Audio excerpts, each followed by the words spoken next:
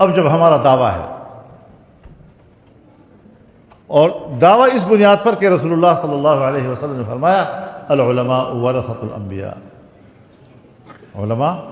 انبیاء کے وارث ہیں، ایک بات تو رسول اللہ صلی اللہ علیہ وسلم نے خود واضح کر دی، ان الانبیاء لم یورثوا دینارا ولا درہما انہم ورثوا العلم،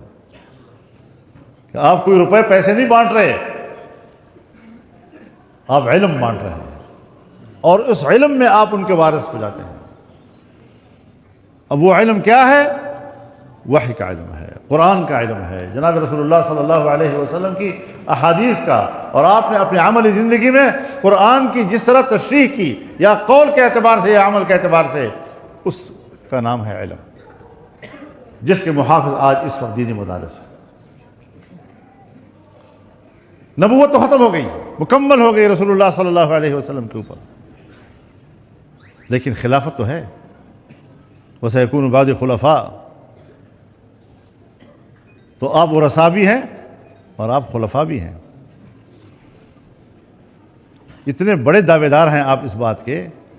کہ مجال ہے کہ اس منبر رسول پر کوئی امی آ کر بیٹھ جائے،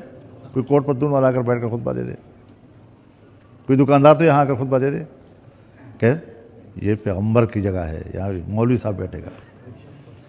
اس مسلح پر کوئی کھڑا تو ہو جائے، کوئی اور مولوی صاحب کہے گا میرا یہ میری جگہ ہے، میں وارث ہوں۔